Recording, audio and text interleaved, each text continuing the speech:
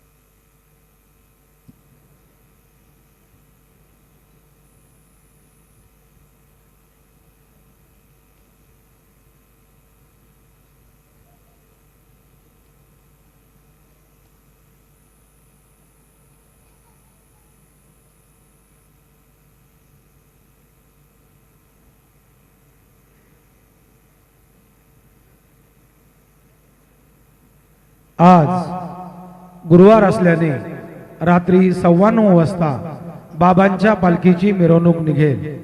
आज गुरुवार होने के कारण रात 9:15 बजे बाबा के पालखी की शोभा यात्रा निकलेगी। आता धूप आरती शुरू होता है, सर्वांनी एका सुरात आरती मनावी। अब धूप आरती शुरू हो रही है, आप सब एक सुर में आरती गाइए। श्री सच्चिदानंद सद्गुरु साईनाथ महाराज की जय। आरती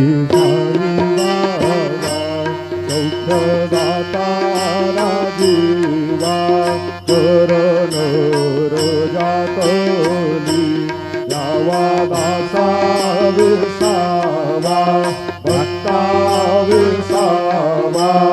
आरती साई बाबा जाळुनी आनंद स्वरूपी राहिदंग अक्षरनारावे डोळा श्रीरंग डोळा श्रीरंग। आरती साई बाबा जया मणि जैसा भाव जया तैसा अनुभव दाविसे दया घना ऐसे तुझे माव तुझे माव। आरती साई बाबा तुमचे नाम ध्याता हरे जाऊ श्रुती जाता अगाध वरणी मार्ग दाविसी अनाथा दाविसी अनाथा। आरती साई बाबा कलियुगी अवतार सगुण पर ब्रह्म साचार अवतीर्ण झाला से स्वामी दत्त दिगंबर दत्त दिगंबर। आरती साई बाबा 8 दिवसा गुरुवारी भक्त करी देवारे प्रभु पादा पावया भय निवारे भय निवारे। आरती साई बाबा माझा निरलव्य ठेवा तव चरण रज सेवा मानणे हेची आता तुम्हा देवाधिदेवा देवाधिदेवा।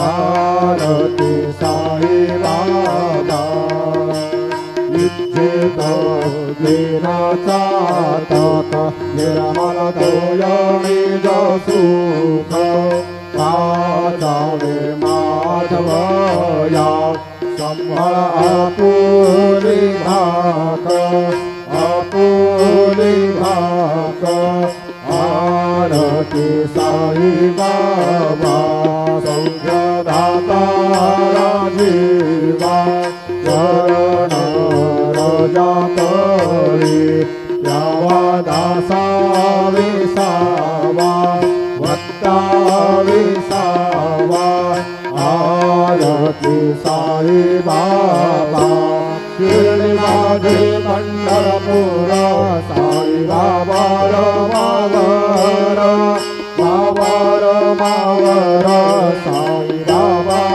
मावर शुद्ध भक्ती चंद्रभागा काम कुंडलिक जागा कुंडलिक जागा काम कुंडलिक जागा याहो याहो अवघे जन करू बाबांचे वंदन साईंचे वंदन करू बाबांचे वंदन करू म्हणे बाबा साई धावता माझे आई बाब माझे आई धावता माझे आई कालिंद कांदन वंदेन चरण गोलान पाहिन रूप तुझे प्रेमे आलिंगन आनंद बोधिन गावे वालिन म्हणे नामा त्वमेव माता पिता त्वमेव त्वमेव नंदन जगा त्वमेव त्वमेव विद्या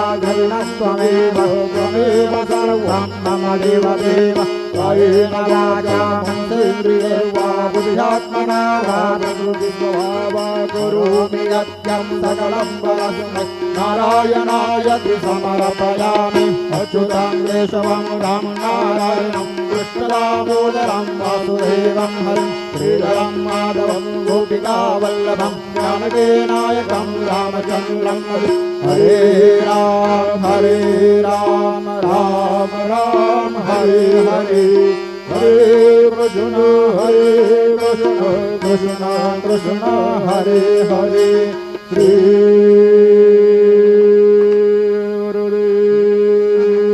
गुरुदेवदत्त अनंता तुला ते कसे रे स्तवावे अनंता तुला ते कसे रे नमावे अनंत मुखांचा श्री शेषनाथा नमस्कार साष्टांग श्री साईनाथा स्मरावे मने त्वत्पदा नित्य भावे पुरावे तरे भक्तीसाठी स्वभावे करावे जगातारुणी मायताता नमस्कार साष्टांग श्री साईनाथा वसे जो सदा दावया संत लीला दिसे अन्य लोका परिजो जनाला परियंदरि ज्ञान कैवल्यदाता नमस्कार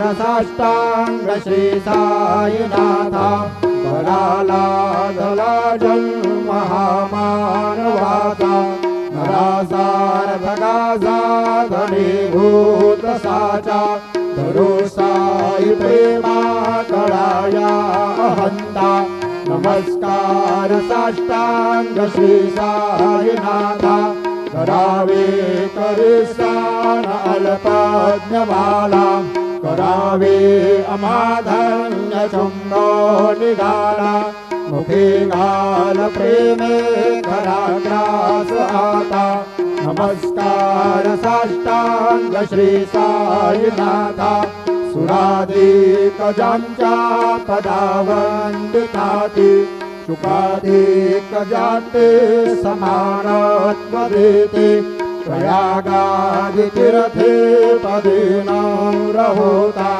नमस्कार साष्टांग श्री साईनाथा तुझ्या ज्या पदा पाहता रूप बाली सदा रंगले चित स्वरूपी मिळाली करीरास क्रीडा सवे कृष्णनाथा नमस्कार साष्टांगनाथा तुला मागतो मागणे द्यावे करा जोडितो देन अत्यंत भावे भवे मोहिनी राजहातारियाता नमस्कार साष्टांग श्री साईनाथा ऐसा येईना साई दिगंबरा अक्षय रूप अवतारा सर्व हि व्यापक तू श्रुती सारा अनसुयाच कुमारा बाबा येवा काशी स्नान जप प्रतिदिवशी कोल्हापुर भिक्षे नदी गंगा जलप्राशी निजरामाहुर देशे ऐसा येवा जोडे लोमत सेवा मकरे त्रिशूल डमरू धारे रक्तावरद सदा दुःखकारे देशिल मुक्ते चारी ऐसा येवा पाये पादुका जपमाला कमंडलो मृगछाला धारण कर शिवा नागजटा मुकुट शोभतो मागा ऐसा येना सत्तर तुझ्या या ध्याने अक्षय त्यांचे सगळे लक्ष्मी वास करे दिनरगणे रक्षते संकट वारुणी ऐसा येवा या पर ध्यान तुझे गुरुराया दुष्ट करे नयनाया पूर्णानंद सुखे हे काया लावसे हरे गुण गाया ऐसा येवा साई दिगंबरा अक्षय रूप बाबा येवा सदा सत्स्वरूपं चिदानन्दकन्दं जगत्सम्भवस्थान संहारहेतुं स्वभक्तेच्छयामानुषं दर्शयन्तं नमामीश्वरं सद्गुरुं साईनाथं भवद्भ्रान्तविदवो समार्तण्डमिड्यं मनोवागतीतं मुनिर्ध्यानगम्यं जगद्व्यापकं निर्मलं निर्गुणत्वां नमामीश्वरं सद्गुरुं साईनाथं भवाम्बोधिमगनादितानां जनानां स्वपादाश्रितानां स्वभक्तिप्रियाणां समुद्धारणार्थो कलोऽसौ भवन्तं नमामीश्वरं सद्गुरुं साईनाथं सदानन्दवृक्षस्य मूलाधिवासात् पुरास्त्राविनं दीप्तमप्याप्रियन्तं तरुं कल्पवृक्षाधिकं साधयन्तं नमामीश्वरं सद्गुरुं साईनाथं सदा कल्पवृक्षस्य तस्यादिमूले भवद्भावभक्त्या सपर्यादिसेवां नृणां पूर्वतां मुक्तिमुक्ते प्रदन्तं नमामीश्वरं सद्गुरुं साईनाथं अनेकाश्रुतादर्गलीला विलासे समाविष्कृतेशानभास्वत्प्रभावम् अहं भावहीनां प्रसन्नात्मभावं नमामीश्वरं सद्गुरुं साईनाथं सतां विश्रमाराममेवाभिरामं सदा सज्जनैः संस्तुतं साङ्गमध्ये जनामोदरं वाक्भद्रप्रदन्तं नमामीश्वरं सद्गुरुं साईनाथं अजन्माद्यमेको परब्रह्म साक्षात् स्वयं सम्भवं राममेवावतीर्णं भवद्दर्शनात् सौपुरेता प्रभुहं नमामीश्वरं सद्गुरुं साईनाथं श्री साईश कृपानिधे नृणां सर्वार्थसिद्धप्रद युष्मत्पादरज प्रभावमतुलं माता विभक्ताक्षमः सदभक्त्या शरणं कृताञ्जलिपुट सम्प्रापितोऽस्मि प्रभो श्रीमत्साय परेशपादकमलान् नान्यच्छरणीयं मम सायिरूपधराघवोत्तमं भक्तकामविभुरद्रुमं प्रभु माययोपहतचित्तशुद्धये चिन्तयाम्यहरनिशं मुदा शरत्सुधांशु प्रतिमं प्रकाशो कृपादपात्रं तव सायिनाथ त्वदीयपादाब्ज समाश्रितानां त्वच्छाययातापमपाकरोतु उपासनादेवत सायिनाथ तवैर्मयोपासनिनास्तुतस्त्वं रवीन्मनोन्मे तव पादयुगमे भृङ्गो यदाब्जे मकरन्दलुब्धः अनेकजन्मार्जितपापसंशयो भवेद्भवत्पादसरोजदर्शनात् क्षमस्व सर्वानपराधपुण्यकान् प्रसीद साये सद्गुरुदयानिधे श्री साईनाथ चरणामृतबोधचित्ता तत्पादसेवनरता सददञ्जभक्त्या संसारजन्यदुरितौ धविनिर्गतास्ति कैवल्यधाम परमं समवाप्नुवन्ति स्तोत्रमेतत्पठेद्भक्त्या यो नरस्तन्मनः सदा सद्गुरु साईनाथस्य कृपापात्रं भवेत् ध्रुवं रुसो मम प्रियाम्बिका मधवरे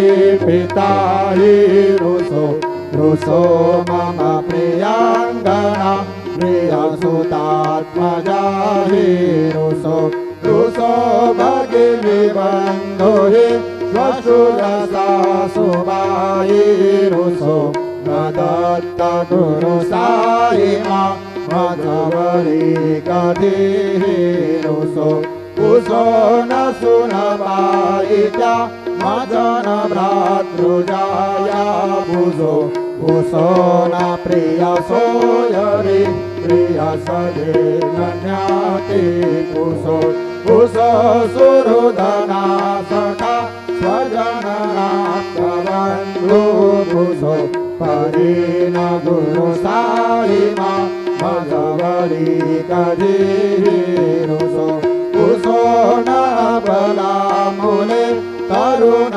वृद्धहीना कुसो कुसो न गुरुधाकुटे मजन घोरसाने कुसो कुसो न च भवे बुरे सुजन साधुहीना कुसो परिण गुरु साई मा मधवरी कधीहि रुसो रुसो चतुरतत्त्वविद् विबुध प्राज्ञानी रुसो रुसो हि विदुषी प्रिया कुशल पंडिता हि रुसो रुसो महीपति यति भजकतापसी हि रुसो न दत्त गुरु साई मा मधवरी कधीहि रुसो रुसो कवि ऋषि मुनि अनग सिद्ध योगी रुसो रुसो हि गृह देवता निकुल ग्राम देवी रुसो रुसो कल पिशाच हि मलिन डाकिनी रुसो न दत्त गुरु साई मा मधवरी कधीहि रुसो रुसो मृग खगत्रोमि अखिल जीव जन्तु रुसो रुसो विटप प्रस्तरा अचल आपदाब्धि रुसो रुसो खपवनाग्निवार अवरि पंचतत्वे रुसो न दत्त गुरु साई मा मधवरी कधीहि रुसो रुसो विमल किन्नरा अमल यक्षिणी रुसो रुसो शशि खगादिः गगनी तारकाही रुसो रुसो अमर राज हे अदय धर्म राजा रुसो न दत्त गुरु साई मा मधवरी कधी रुसो रुसो मन सरस्वती चपल चित्रते रुसो रुसो वपुदिशाखिना कठिन काल तो ही रुसो रुसो सकल विश्व हि मयि तु ब्रह्म गोलं रुसो न दत्त गुरु साई मा मधवरी कधी रुसो विमूढ मनोनि हसो मदन मत्सराहि रसो वदाभिरुचि उल्लासो जनन कर्दमीना बसो न दुर्गधृति चाधसो अशिव भाव मागे हसो प्रपंचे मन हे रुसो दृढ विरक्ति चित्ती ठसो गुणाचे घृणानसो न स्पृहा कशाची असो सदैव हृदये वसो मनसि ध्यानि साई वसो तदे प्रणयवो रसो निखिल दृश्य बाबादिसो न दत्त गुरु साई मा उपरि याच मेरा रुसो हरि ओम यज्ञेन यज्ञमयं देवास्तानि धर्माणि प्रमाणि यासन् देहनागं महिमानः सजन्त्र यत्र पूर्वे सार्या सन्ति देवाः ॐ राजाधिराजाय प्रथेयस्साहिणे नमो वयं वै श्रवणाय कुर्महे सवे कामान काम कामाय मह्यं कामेश्वरो वै श्रवणो दधातु कुबेराय वै श्रवणाय महाराजाय नमः ॐ स्वस्ति साम्राज्यं भोज्यं स्वराज्यं वैराज्यं वारवेश्यमराज्यं महाराजमाधिपत्यमयं समन्दपर्यात् ईशा सार्वभौमः सार्वयुषां दाधापरार्धातु पृथिवै समुद्रपर्यन्ताय एकराळिजलपेश श्लोको विगीतो मरुतः परमेष्टारो मरुतस्यावसङ्गृहे आवीक्षितस्य कामप्रे विषवे देवासुदयते श्रीनारायण वासुदेवाय सच्चिदानन्द सद्गुरु साईनाथ महाराज के जय करचरण कृतं वा कायजं कर्मजं वा श्रवणनयनजं वा मानसं वा अपराधं विहितमविहितं वा सर्वमेतत्क्षमस्व जय जय करुणाब्धे श्री प्रभो साईनाथ श्री सच्चिदानंद सद्गुरु साईनाथ महाराज की जय। राजा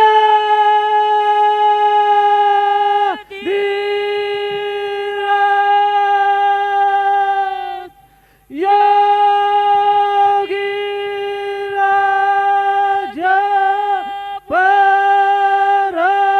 परब्रह्म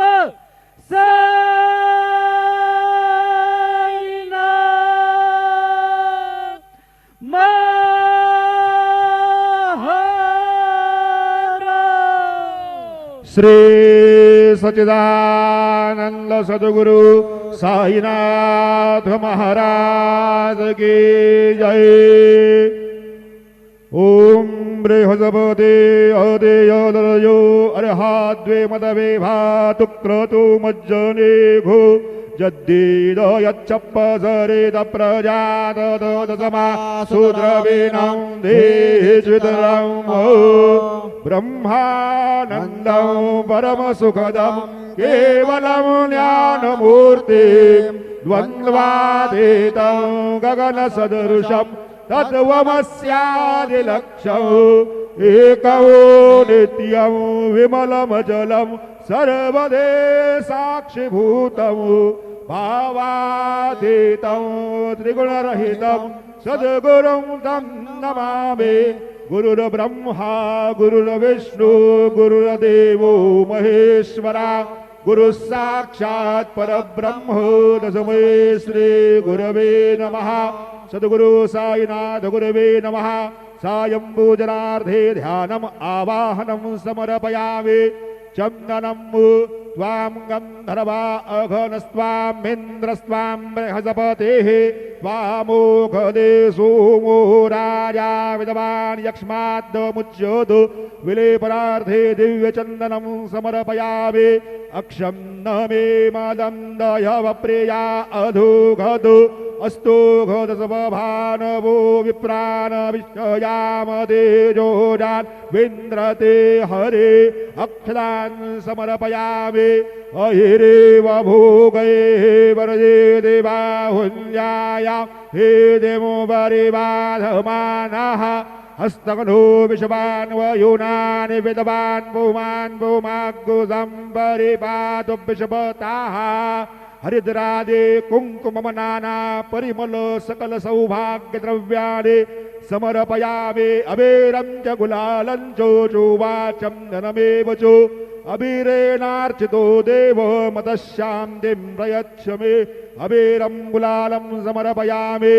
सेवन्तिका बकुलचम्पकपाटलाब्जे पुन्नागजाति करवेररसालपुष्पैः बिलव प्रवाल तुलसे दलमाल तेभे त्वां पूजयामि जगदेश्वर मे प्रसीदो। ऋतुकालोद्भव पुष्पं समर्पयामि। सायंकाले महानैवेद्यं निवेदयामि। ॐ अन्नपतेनस्य नो देहनमे वश्य युगवेणाः प्रप्रदातारं दारिघ ऊर्जन्न देहद्विपदेशन्वदे। चतुरस्रमण्डलं कृतवां तदुपरि नैवेद्यपात्रं निधाय गायत्रीमन्त्रेण पात्रान् प्रोक्षयेत्। धेनवाः अमृते कृत्यो व्रतं तवासत्तेन परिषिञ्चामि। नैवेद्यं निवेदयामि। ॐ प्राणाय स्वाहा ॐ अपानाय स्वाहा ॐ व्यानाय स्वाहा ॐ उदानाय स्वाहा ॐ समानाय स्वाहा ॐ ब्रह्मणे नमः। नैवेद्यमध्ये पानीयं समर्पयामि। पुनर्नैवेद्यं निवेदयामि। ॐ प्राणाय स्वाहा ॐ अपानाय स्वाहा ॐ व्यानाय स्वाहा ॐ उदानाय स्वाहा ॐ समानाय स्वाहा ॐ ब्रह्मणे नमः। नैवेद्यं समर्पयामि। हस्तप्रक्षालनं समर्पयामि। मुखप्रक्षालनं समर्पयामि। सद्गुरु साईनाथ देवताभ्यो नमः। चरणकमले प्रार्थना पूर्वक नमस्कारं करोमि। श्री सच्चिदानंद सद्गुरु साईनाथ महाराज के जय।